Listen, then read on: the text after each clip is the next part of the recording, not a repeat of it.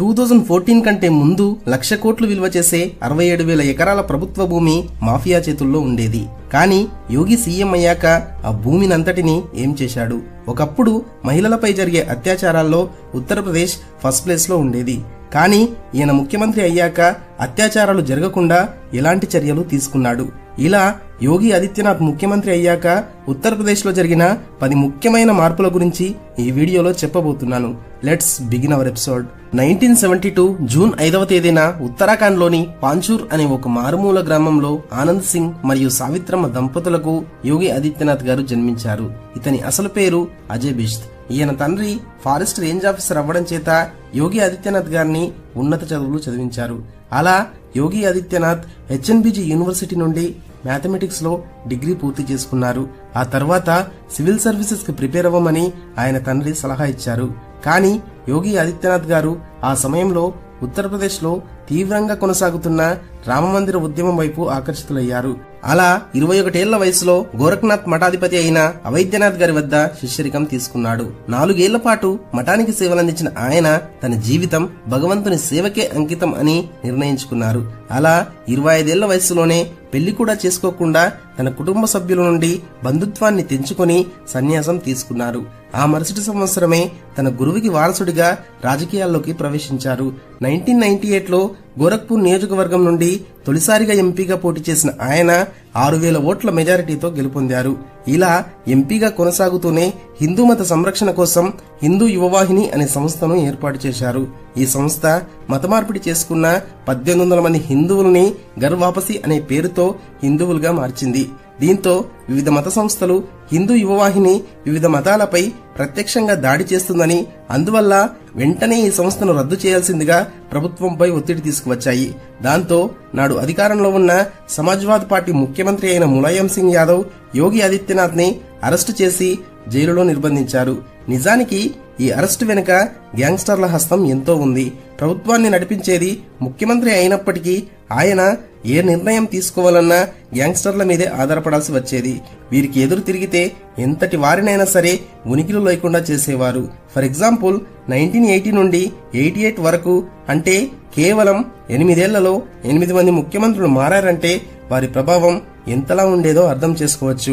ఇదంతా గమనిస్తున్న యోగి ఆదిత్యనాథ్ గారు తన రాష్ట్రం ఎంతటి దీనస్థితిలో ఉందో అవగాహన చేసుకున్నారు. ఎలాంటి స్వార్థం లేకుండా ప్రజలకు సేవ చేయడానికి వచ్చిన తనపై మోసపూరితమైన నేరాలు మోపి అరెస్టు చేశారు. ఒక ఎంపీ అయిన నా పరిస్థితి ఇలా ఉంటే ఇక సామాన్యుల పరిస్థితి ఏంటని లోక్సభ సాక్షిగా కన్నీరు పెట్టుకున్నారు. కానీ ఏదో ఒక రోజు తన చేత కన్నీళ్లు పెట్టించిన గ్యాంగ్స్టర్లను నామరూపాలు లేకుండా చేసి తన రాష్ట్రాన్ని అభివృద్ధి పథంలో నడిపిస్తానని ఆయన ప్రమాణం చేసుకున్నారు. అలా వరుసగా 1998, 99, 2004, 2009, 2014లలో గోరఖ్పూర్ నియోజకవర్గం నుండి ఎంపీగా గెలుపొందుతూ ఓటమి ఎరుగని రాజకీయవేత్తగా గుర్తింపు పొందారు.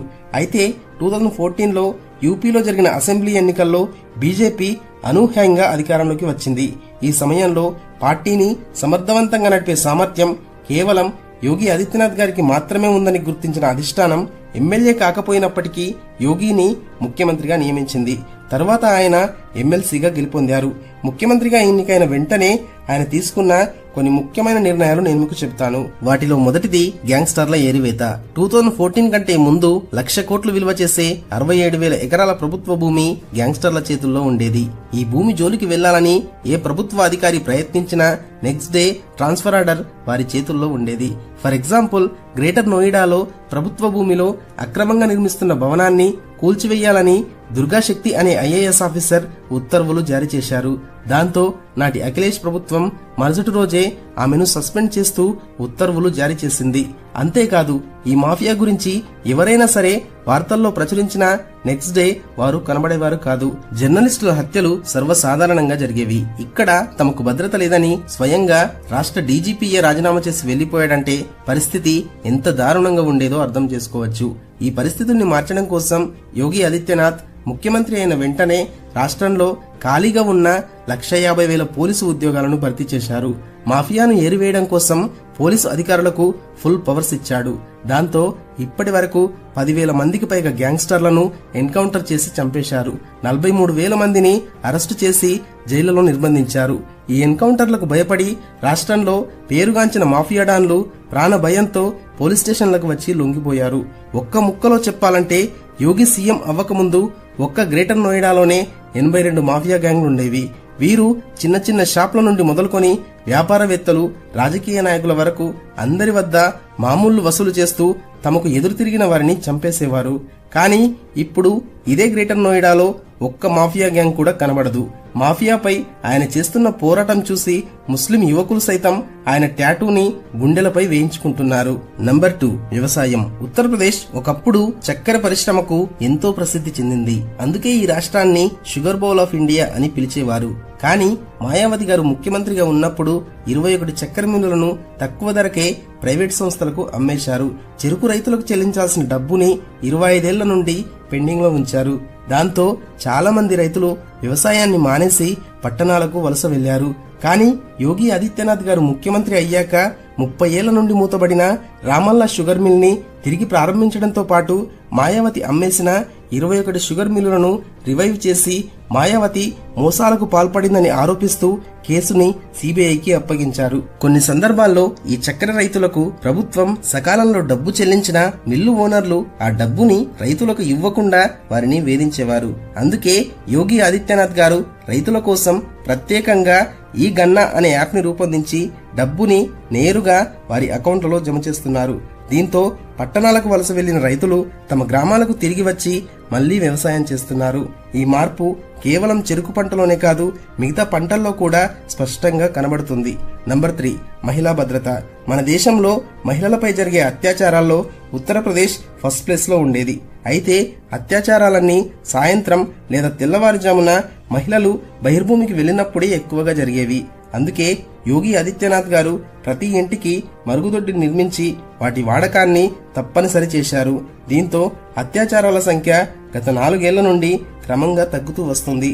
దీనికి తోడు రాష్ట్రంలో ప్రత్యేకంగా యాంటీ రోమియో స్క్వాడ్లను ఏర్పాటు చేసి మహిళల్ని ఎవరైనా వేధించినా సరే లేదా ప్రేమ పేరుతో వెంటపడినా అరెస్టు చేసి జైల్లో నిర్బంధిస్తున్నారు. Number 4, tourism. ఉత్తరప్రదేశ్ లో ప్రసిద్ధమైన పుణ్యక్షేత్రాలు ఎన్నో ఉన్నప్పటికీ మాఫియా గ్యాంగ్లకు భయపడి ఈ స్టేట్ కి రావాలంటేనే టూరిస్టులు భయపడేవారు. కానీ యోగి సీఎం అయ్యాక నిర్లక్ష్యానికి గురై మూతబడిపోయిన 60 చారిత్రక దేవాలయాలను పునరుద్ధరించాడు. 100 ఏళ్ల క్రితం వారణాసి నుండి దోపిడీకి గురైన మా అన్నపూర్ణదేవి విగ్రహంతో పాటు మరో 2 చారిత్రక విగ్రహాలను తిరిగి తీసుకొచ్చాడు. పుణ్యక్షేత్రాల వద్ద పటిష్ట భద్రతను ఏర్పాటు చేసి యాత్రికులకు ఎలాంటి అసౌకర్యం కలగకుండా చూసుకుంటున్నాడు. దీంతో యూపీని సందర్శించే యాత్రికుల సంఖ్య గత 5 ఏళ్లలోనే 10 రెట్లకు పైగా పెరిగి టూరిజంలో నంబర్ 1 స్టేట్ గా కొనసాగుతుంది. Number 5, infrastructure. 2014 కంటే ముందు యూపీలో కేవలం 2 ఎయిర్పోర్ట్స్ మాత్రమే ఉండేవి. కానీ యోగి సీఎం అయ్యాక మరో 18 ఎయిర్పోర్ట్స్ నిర్మాణానికి శంకుస్థాపన చేశారు. వీటిలో 9 ఎయిర్పోర్ట్స్ ఆల్రెడీ ఓపెన్ అయ్యాయి. మరో 9 ఎయిర్పోర్ట్స్ నిర్మాణంలో ఉన్నాయి. అలాగే యోగి సీఎం అవ్వకముందు రాష్ట్రంలో కేవలం 2 నేషనల్ హైవేస్ మాత్రమే ఉండేవి. కానీ ఈయన సీఎం అయ్యాక మరో 13 నేషనల్ హైవేస్ ని కొత్తగా నిర్మిస్తున్నారు. ఇలా మెరుగైన రవాణా సౌకర్యాలు కల్పించడం వల్ల కాలం మరియు డబ్బు సేవై వ్యాపారం పెరుగుతుంది. Number 6, electricity. 2014 కంటే ముందు విద్యుత్ సౌకర్యాలపై సరైన శ్రద్ధ తీసుకోకపోవడంతో గ్రామాల్లో రోజుకి 5 గంటలు మాత్రమే విద్యుత్ ఉండేది. అది కూడా వోల్టేజ్ తక్కువగా ఉండేది. కానీ యోగి సీఎం అయ్యాక ప్రస్తుతం గ్రామాల్లో కూడా రోజుకి 20 గంటలకు పైగా విద్యుత్ని అందిస్తున్నారు. Number 7, investments. ఒకప్పుడు రాష్ట్రంలో ఉన్న గ్యాంగ్స్టర్లకు భయపడి ఇన్వెస్టర్స్ ముందుకు వచ్చేవారు కాదు. ఫర్ ఎగ్జాంపుల్, మాయావతి కాలంలో 10,000 కోట్ల పెట్టుబడులు మరియు అఖిలేష్ యాదవ్ కాలంలో 25,000 కోట్ల పెట్టుబడులు వస్తే యోగి వచ్చాక ఇప్పటి వరకు 190,000 కోట్లకు పైగా పెట్టుబడులు వచ్చాయి. ఈ పెట్టుబడుల మూలంగా రాష్ట్రంలో పరిశ్రమలు పెరిగి చాలా మంది యువతకు ఉద్యోగాలు లభిస్తున్నాయి. Number 8, education. ప్రతి గవర్నమెంట్ స్కూల్లో స్టూడెంట్స్ తో పాటుగా టీచర్స్ కి కూడా బయోమెట్రిక్ విధానాన్ని ఏర్పాటు చేసి నకిలీ అటెండెన్స్ కి తావు లేకుండా చేశాడు. ప్రైవేట్ స్కూల్స్ కి దీటుగా గవర్నమెంట్ స్కూల్స్ లో మౌలిక సదుపాయాలను ఏర్పాటు చేసి ఉత్తీర్ణత శాతాన్ని పెంచాడు. నంబర్ 9, వైద్యం. ఒకప్పుడు గవర్నమెంట్ హాస్పిటల్స్ లో ఒక బెడ్ పై పేషెంట్స్ పడుకుంటే మరో బెడ్ పై కుక్కలు పడుకునేవి. కానీ యోగి సీఎం అయ్యాక కొత్తగా 30 మెడికల్ కాలేజీలను ఏర్పాటు చేసి గవర్నమెంట్ హాస్పిటల్స్ ని కార్పొరేట్ హాస్పిటల్స్ కి ధీటుగా తీర్చిదిద్దాడు. నంబర్ 10, చాలా రాష్ట్రాలు సెంట్రల్ గవర్నమెంట్ అందించే పథకాలను సద్వినియోగం చేసుకోలేకపోతున్నాయి. కానీ సెంట్రల్ గవర్నమెంట్ స్కీమ్స్ ని 100% అమలు చేస్తున్న ఏకైక రాష్ట్రం ఉత్తరప్రదేశ్. ఇలా ఉత్తరప్రదేశ్ అన్ని రంగాల్లోనూ నిశ్శబ్దంగా దూసుకుపోతుంది. మోడీకి నెక్స్ట్ వారసుడు కూడా ఈయనే అని నా ఒపీనియన్. మరి మీ ఒపీనియన్ ఏంటో కామెంట్ చేయండి. మన వీడియోస్ ని చాలా మంది సెలెక్ట్ చేసుకుని ఎక్కువసేపు చూస్తున్నారు, కానీ మీరు లైక్ చేయకపోవడం వల్ల వీడియోస్ కొత్త వారికి రీచ్ అవ్వడం లేదు. ఒక వీడియో చేయడానికి నాకు దాదాపుగా 18 గంటలు టైం పడుతుంది. సో మీరు లైక్ చేస్తేనే నా కష్టానికి ప్రతిఫలం ఉంటుంది. సో ఒక 5000 లైక్స్ ఇచ్చి సపోర్ట్ చేస్తారని ఆశిస్తున్నాను.